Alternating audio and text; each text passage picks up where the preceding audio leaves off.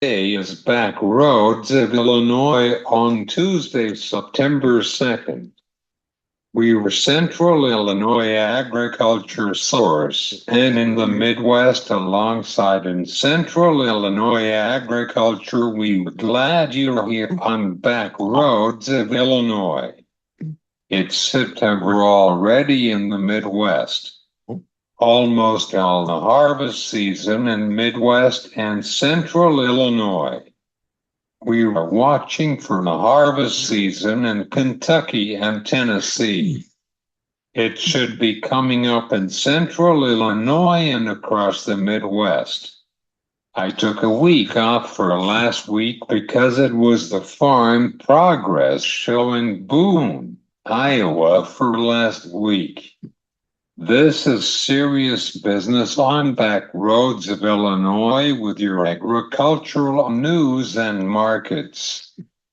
Farm Progress Show in Boone, Iowa, and cooled conditions in the Midwest. It's time for the pre-harvest season.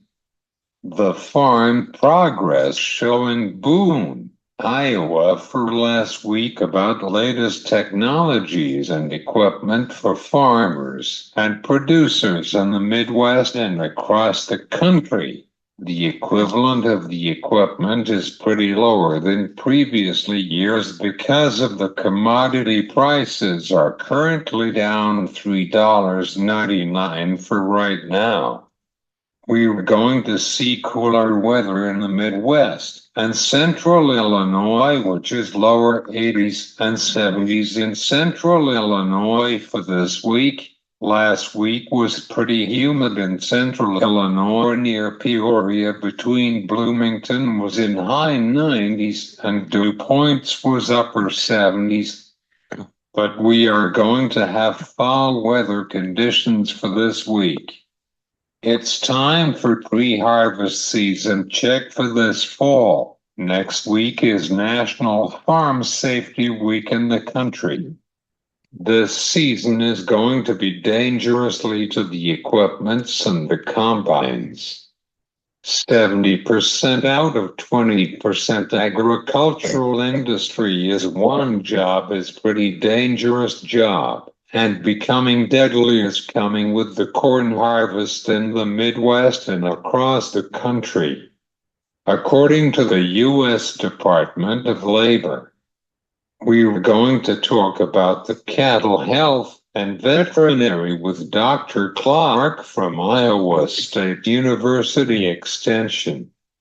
We were talking about the commodities markets with Pam Caraway from the Farm Futures.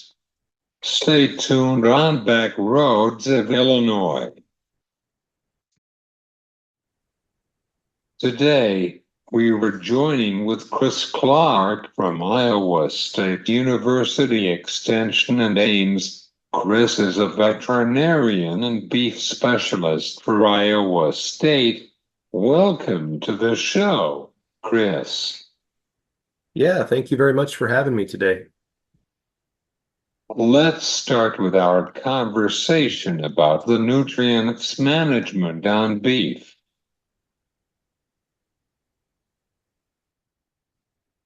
Yeah, so like you mentioned, I am a extension beef specialist for Iowa State University, and I do a lot of work with producers on managing nutrients and developing rations and trying to meet the nutritional needs of a cow herd or even feedlot cattle, developing calves, whatever the situation might be, and trying to do that in an economical way. Obviously, we have to provide all the nutrients necessary for them to gain weight and to perform at their genetic potential, to be healthy and strong and thrive. Yet we know that feed costs, especially stored feed, winter feed, those costs are our biggest expenses in beef cattle production. So it's really a big deal to try to optimize nutrition, but do it in an economical way.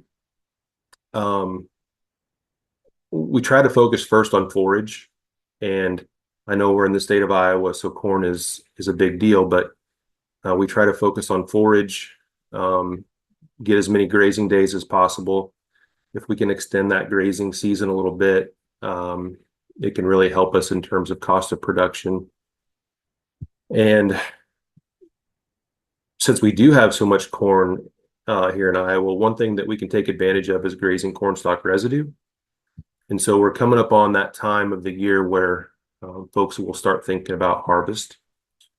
And once we get through harvest, we'll see many situations where we turn cattle out to graze corn stalk residue for sometimes 1 to 2 months, sometimes longer. Fencing and water can be a challenge when we try to graze cornfields, but there's a lot of nutritional value, a lot of feed left after the corn grain is harvested. And so we try to take advantage of that as much as possible. But yeah, it's a great industry. Happy to be a part of it. I enjoy my work every day, working with producers and trying to help them succeed. What is better to eat feed corn or grazing on cattle? That's a really good question.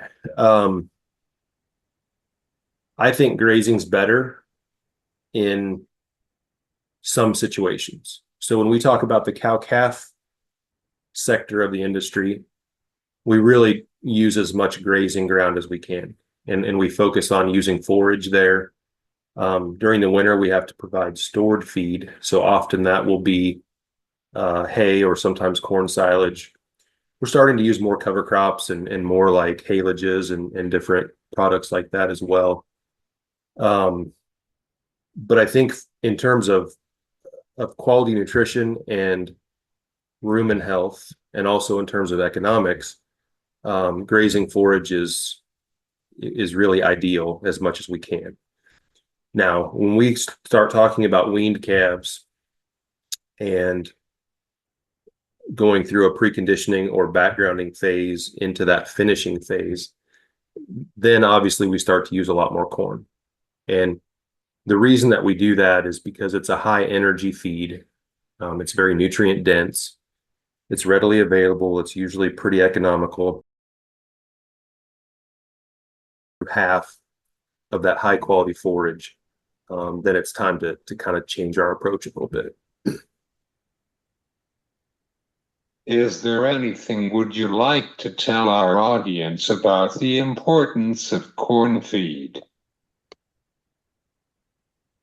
Yeah, I think obviously in the Midwest, whether it's in Iowa or in Illinois where you're from, we have a lot of corn produced in these states.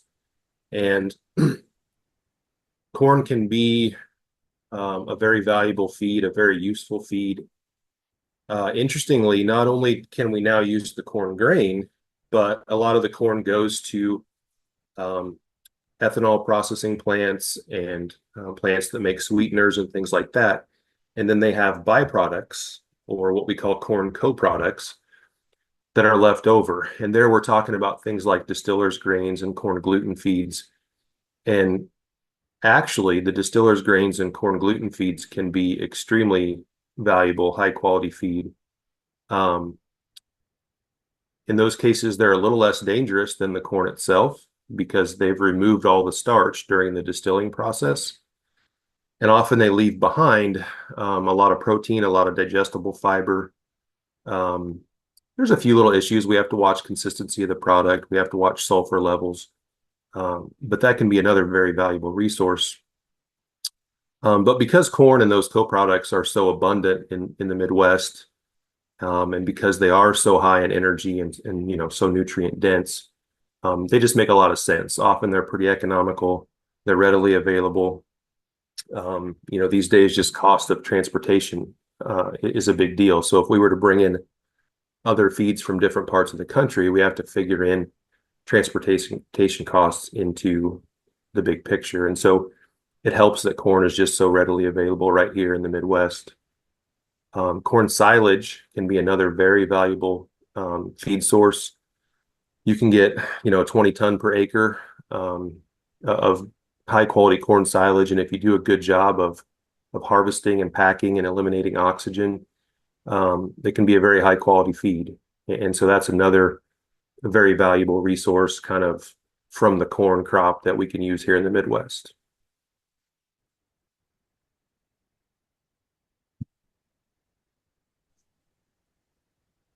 Do you have any final thoughts? Not a lot. I would just finish by saying, thank you for having me, and I appreciate the coverage of beef cattle production in the Midwest. It's kind of an interesting time right now. Cattle prices are pretty high, and at least in Iowa, we've had more rain this season than we have the last several summers. And so we've got abundant forage. We may have a few quality issues with hay that got rained on or hay that didn't dry well because we had some really humid days and some frequent rains during certain parts of the summer. But big picture, things are looking pretty bright in the beef industry in the state of Iowa. And just appreciate the opportunity to talk with you about it today.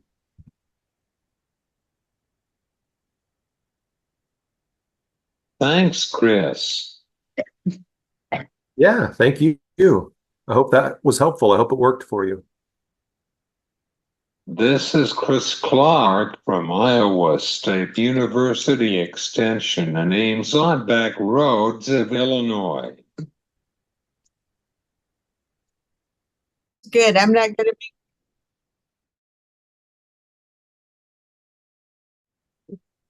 We were joining with Pam Caraway from Farm Futures on Back Roads of Illinois. We were welcoming her to the show. How are you today?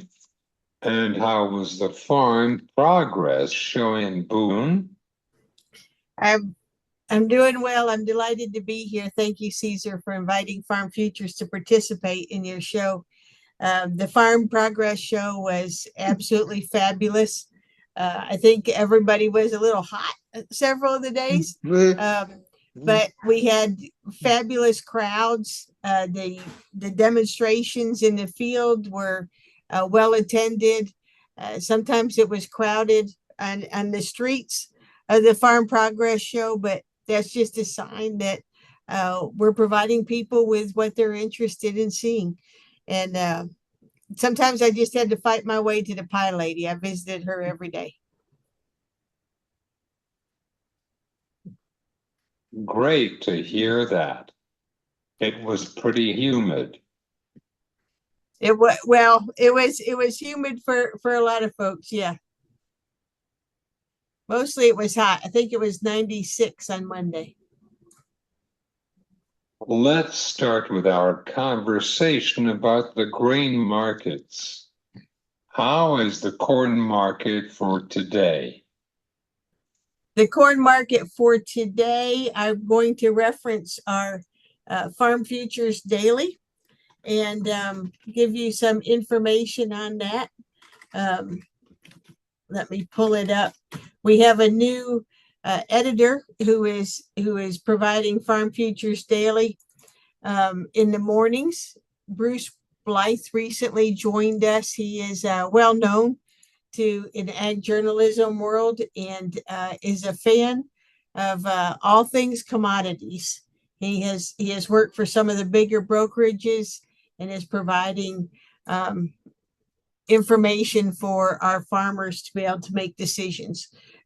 Just as with you, Cesar, we don't offer any suggestions necessarily. We tell people what's going on. And what we're seeing this morning is that grains were mixed after last week's strong rebound. We were looking for it. I haven't seen them yet myself, but the USDA released those weekly export inspections reports this morning, and we're going to be looking for the crop progress report after the markets close. We are not expecting to see these markets get remarkably good or have any really strong rallies for some time. I think the important thing for farmers is to look at what their break even is and then find opportunities to sell and make whatever small profits we can. Bryce Knorr wrote a column that also appeared today, and he talked about playing small ball. When I was at the Farm Progress Show, we talked a little bit about Moneyball. For anybody who has seen that movie, I think now's the time to look for those short gains, those brief opportunities for profit. Take what profit you can and keep moving. Home runs are going to be hard to come by.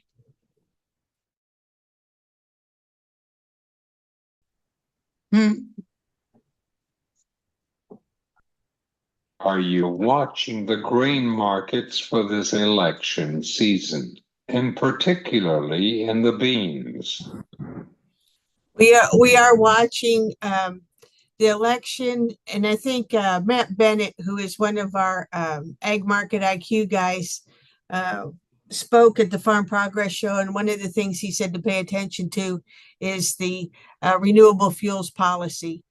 Regardless of what your affiliation is or any party, it's important for farmers to pay attention to those policies and the positions that candidates have on the policies that are going to make a difference to our viability. When we talk about sustainability, we have to talk about economic sustainability as much as we do environmental sustainability. The only way that farm is going to the next generation is if we find a way to be economically sustainable. And farmers have those opportunities. The biggest challenge right now for the soybean market and for the corn market is supply. We have a lot of supply, and so we're not seeing the demand that we want to see.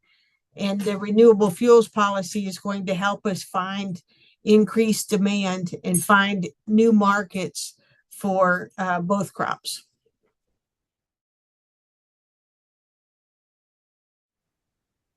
Are you hearing about the beans in Brazil meantime?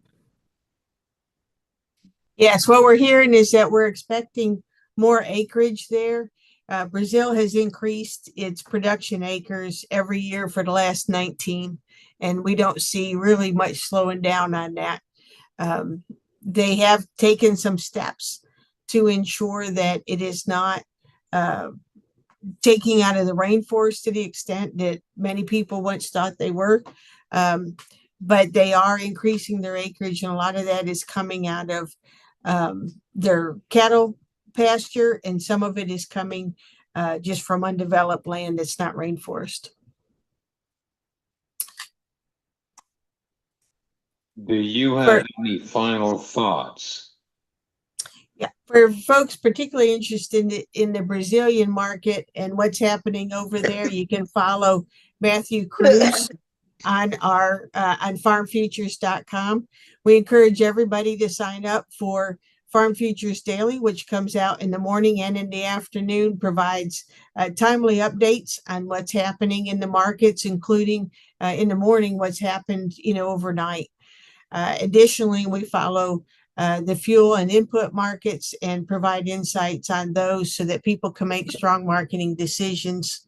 On farmfutures.com, we also have our Ag Market IQ blogs, which are provided by brokers focused on the grain markets, and they provide much insight for farmers looking to make those important decisions on marketing their grain crops. Thanks, Pam. Thank you so much, Cesar. I enjoyed chatting with you today.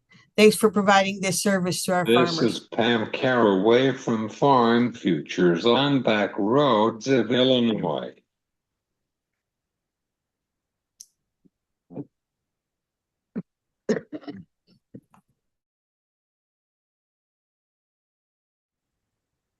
This is your commodity markets update on back roads of Illinois. Corn futures finished in up 3 to 5 cents. Soybean futures finished in up 8 to 10 cents. Wheat futures finished in up 7 to 8 cents. Cattle finished in up 8 to 10 cents. Feeder cattle finished in up 8 to 7 cents. Lean hogs finished in down 8 to 10 cents. Crude oil finished in down 2 to 3 cents per barrel. Thanks to Dr. Clark from Iowa State University Extension. And thanks to Pam Caraway from Farm Futures. We're running out of time on our show, but you can listen to our show on YouTube and whenever you get your podcast. This has been Backroads of Illinois. I am Cesar Delgado. Have a good day.